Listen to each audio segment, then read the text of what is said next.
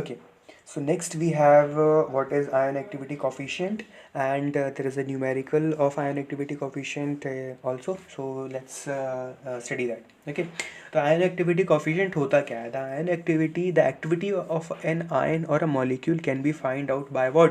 Multiplying its molar concentration by activity coefficient. मतलब अगर आपको ion activity coefficient, ion activity या एक्टिविटी किसी भी आयन की निकालनी, तो आप उसको आप निकाल सकते हो उसके मोलर कंसंट्रेशन से, कंसंट्रेशन में मल्टीप्लाई कर दो क्या, उसकी एक्टिविटी कोफिशिएंट का, मतलब गामा का. ठीक है. Now, basically, Lewis and Randall, these two were the person recognized that the activity coefficient for ion is an electrolyte were related. Electrolyte were related to the concentration of the charged particles in the solution. मतलब activity coefficient किसी भी ion के लिए is an electrolyte, एक electrolyte से related ये होता है.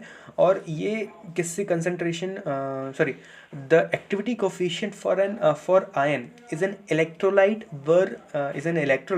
वर related to the concentration of the charge particles in the solution. मतलब एक्टिविटी कोफिशिएंट जो है, जो आयंस के लिए इज एन इलेक्ट्रोलाइट होता है. मतलब इलेक्ट्रोलाइट से रिलेटेड होता है to the concentration of the charged particle. ठीक है, in the solution. They introduced the concept of ionic strength as an imperial measure of the interaction among all the ions in a solution that cause a deviation from the ideal behavior. उन्होंने क्या किया कि उन्होंने एक concept develop किया ionic strength के लिए. ठीक है, और एक imperial measure उन्होंने बताया of the interaction among the all ions. मतलब एक solution में जितनी भी ions हैं उनके बीच में जो interaction हो रहा होगा उसके लिए उन्होंने एक imperial measure बताया. Solution that cause the deviation from the ideal behavior, जो ideal behavior से क्या कर रहा है, deviate कर रहा हो. उसके लिए उन्होंने एक फॉर्मूला दे दिया that ionic strength mu is the characteristics of the solution and is defined as mu is equals to 1/2 into summation of C into Z square. अब यहाँ पे C जो है that is called molar concentration of particular compound. Z is the charged particle. And the summation extends to all the ions in the solution. मतलब summation आपका रहेगा एक individual ion के लिए आप calculate करोगे, उन सबको आप जोड़ दोगे. ठीक है. It is important to keep in mind that the ionic strength is a general property. Solution की एक जनरल प्रॉपर्टी है, किसी भी individual property of and does not a property of any particular ion in the solution. किसी ion के individual ion की कोई property नहीं है. जो आयनिक स्ट्रेंथ है ये एक सॉल्यूशन की जनरल प्रॉपर्टी है. ठीक है. Lewis and Randall found that the dilute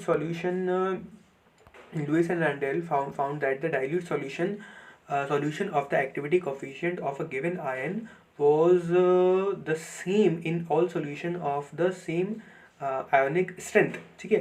अब लुईस एंड रैंडल्स ने क्या फाइंड आउट किया, उन्होंने ये फाइंड आउट किया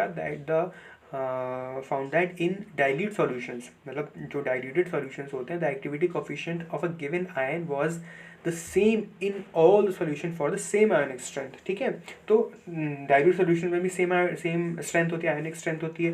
The concept of Lewis and Randall was extended by Debye and Huckel. अब इस concept को दो other scientists ने इसको extend किया, and the theory was expressed in the relationship of activity coefficient for an ion and ionic strength of the solution in which it was contained. ठीक है. This theory is applicable for only to dilute solutions in which have only ionic strength of less than 0.1. तो log gamma is equals to हमारे पास है 0.5 z square under root mu upon 1 plus mu. तो ये दो हमारे पास फॉर्मूले हो गए. ठीक है. ये जो फॉर्मूले हमारे पास है, log gamma is equals to 0.5 z square under root of mu upon 1 plus mu. ठीक है.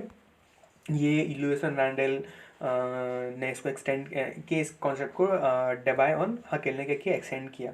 ठीक है.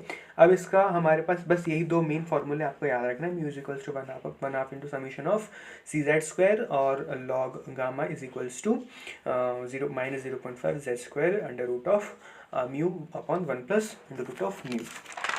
नाउ हमारे पास क्या है, हमारे पास है ये एक न्यूमेरिकल.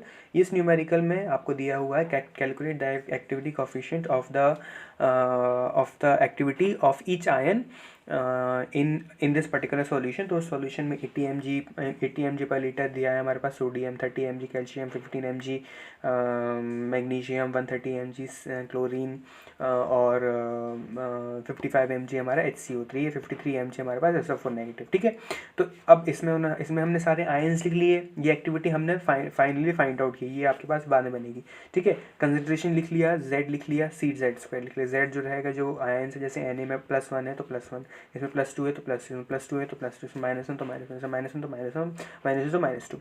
Z हमने लिख लिया, फिर C इंटू Z कर देते। कंसंट्रेशन हमारे पास है 26.4, सॉरी कंसंट्रेशन वो एक्टिविटी है, कंसंट्रेशन हमारे पास है 80 mg पर लीटर मल्टीप्लाइड बाई Z², तो 80 मल्टीप्लाइड बाई 1 का स्क्वायर इज 80। ऐसे करके हमने कंसंट्रेशन CZ² निकाले, उन सबको जोड़ लिया। अब CZ² में mu is equals to 1/2 of CI into Z²। ठीक है, ये जो है ये इसमें यहाँ पे Z² भी होगा। ठीक है, CZ² इज इक्वल्स टू 275.5, तो उसका हमने CZ² का हमने क्या कर दिया, हमने हाफ कर दिया। अब हमारे पास ये निकल के आ गया। अब हमने इसी चीज़ को किस में रखा, हमने दूसरे वाले फार्मूले में रखा। दूसरे वाले फार्मूले मतलब लॉग गामा में, तो log gamma is equals to -0.5 Z² under root of 275.5 divide by 1 plus under root of 275.5। इससे एक रिलेशन हमारे पास फाइनल निकल के आएगा -0.471 Z²। ठीक है, अब यहाँ पे आयन जैसे हमको निकालना है, पहले वाले के लिए सोडियम के लिए निकालना है, तो Z इज इक्वल्स टू हमारे +1 है, तो +1 हमने रखा, +1 हमने रखा किसमें, इसमें रखा, इसमें हमने रखा +1, Z is equals to +1, Z is equals to हमने +1 रखा, तो हमारे पास क्या निकल के आ गया, हमारे पास निकल के आ गया ये लॉग गामा से हमने निकाल लिया -0.471, यहाँ से हमने गामा निकाल लिया। गामा निकाल लिया तो फिर आप ion concentration, ion activity concentration आप निकाल सकते हो, गामा इंटू C, तो 0.33 हमने निकाला था, मल्टीप्लाइड बाय आप कर दो क्या उसमें 80, सॉरी ये कंसंट्रेशन ये वाला जो है वो 80, तो आपका आ गया 26.4। इसी तरीके से आप सेकेंड आपने निकाल लिया इसके लिए 0.2 के लिए। ठीक है, इसके लिए Z इज इक्वल्स टू आपने रखा +2।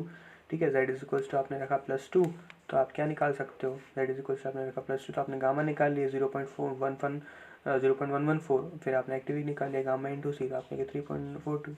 इस तरीके से आपने बाकी सब के लिए निकाले, तो आपके अलग अलग आयंस के लिए उनके अलग अलग एक्टिविटी निकल आई। That is the solution, how you solve this particular question.